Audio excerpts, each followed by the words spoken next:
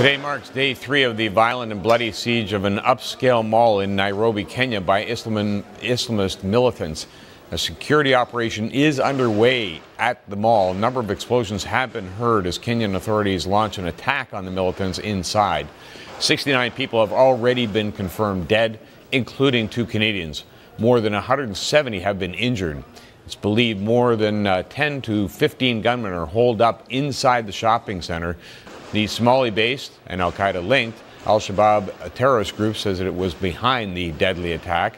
There are also reports that one of the militants could be a Canadian. Jessica Hume standing by in Ottawa with the latest details. Good morning, Jessica.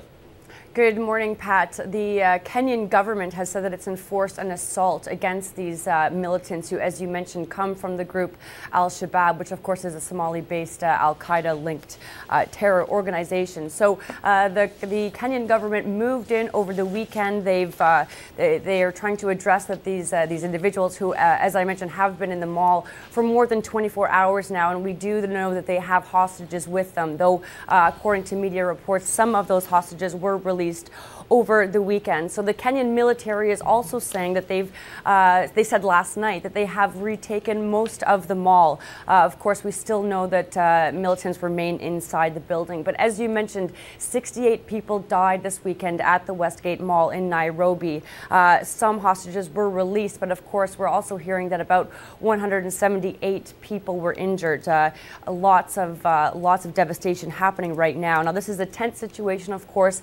It was tense throughout the weekend. There were helicopters circling this mall. There were reports of hearing explosions and gunfire coming from within the mall over the weekend. So again, as you mentioned, 2 Canadians are among the dead. We're also hearing that there are 2 Canadians who were injured. Among the deceased have been identified Anne-Marie Delodge, 29 years old, from Ottawa, and as well as another man, Nagub Namji. He was 59 years old from Vancouver. We're hearing that these are people who were diplomatically employed in Kenya.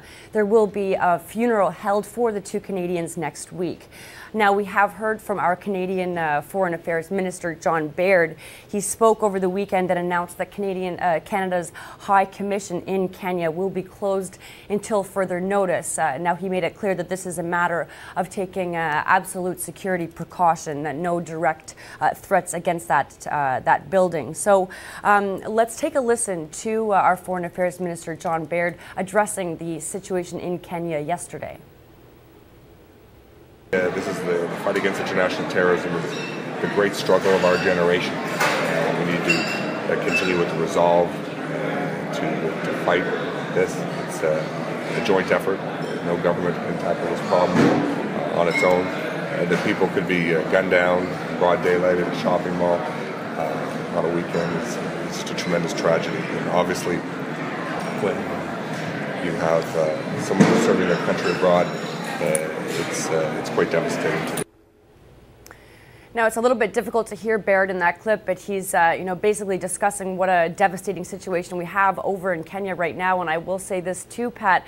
Interestingly, in this conflict, we've had, our diplomats, our politicians, we're used to seeing them tweet now, but we were also having al-Shabaab militants tweet themselves. So we've seen social media now. Of course, this is nothing new. We saw it in Syria in many conflicts, recent conflicts. But in this situation, we also had the al-Shabaab militants tweeting out a bit of the situation from their perspective.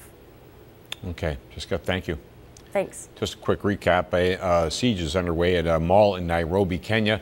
Terrorist group al-Shabaab has claimed responsibility. 69 people have been confirmed dead, more than 170 injured. 2 Canadians died in the assault. They include 29-year-old diplomat Anne-Marie Delodge and Vancouver-based businessman Nagib Namji.